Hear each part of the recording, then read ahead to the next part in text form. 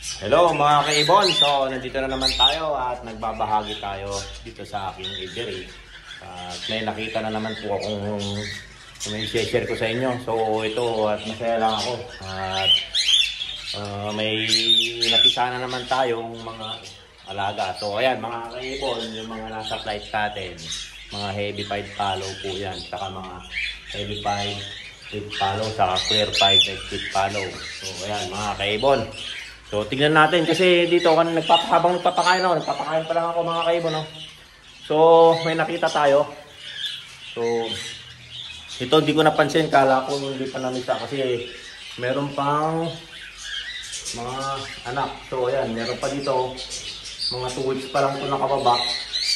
So, ayan mga kaibon, nakala ko, busy tayo ngayon mga kaibon, 2 weeks na kaming busy. Hindi ko masyadong nakikita o minomonitor yung mga nest box. So ayan mga kaibon. So ngayon ko lang hapon at di tayo nagmamadali magpakain.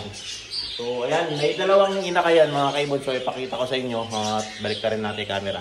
So ayan mga kaibon, kung nakikita nyo, yan yung dalawang mag-asawa saka isang single factor na pearl hen saka double factor. So ayan, double factor po yan.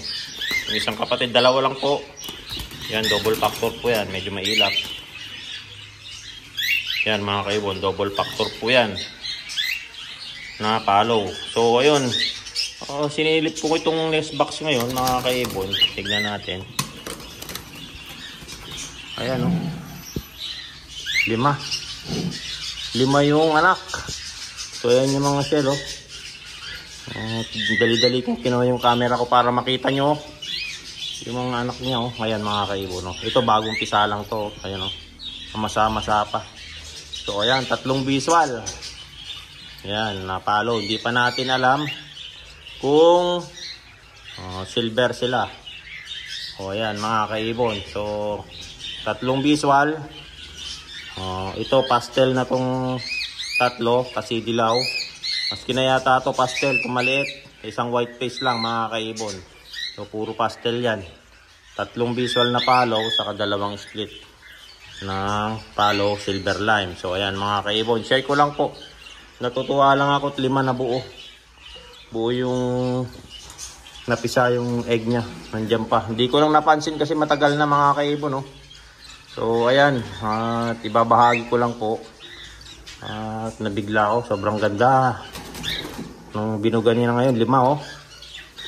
Yan, 5 sila. So, ayan mga kaibon.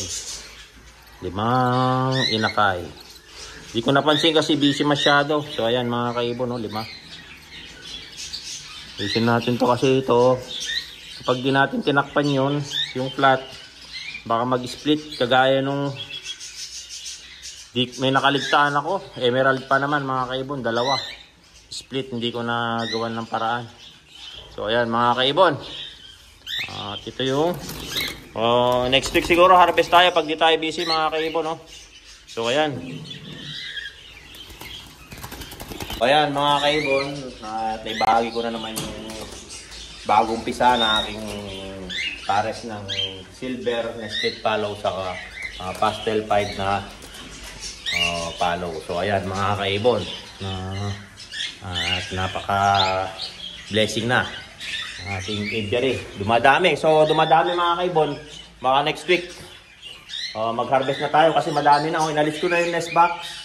So, pababa na. Inalis ko na yung nest box dito. Ayan, kasi bubuga na naman sila. Pero, meron pa rin mga kaibon. May nakikita akong egg. So, huwag kayong manghinayang doon kasi manghinayang kayo sa breeder. Kung sakali kasi, baka yan mag-egg bind. May hirapan yung hen natin. So, hanggang sa manghina, mamatay. So, ayan mga kaibon. So, maraming salamat sa mga nanonood at manonood pa at mag-share. So, ayan, don't forget to subscribe my YouTube channel, Warren Palakpak Kaibon, at ang aking Facebook page, Warren Palakpak Kaibon, at ang aking Facebook, Warren Palakpak Mr. Tigasin. So, ayan mga kaibon, like and share and follow. Maraming salamat. Paalam.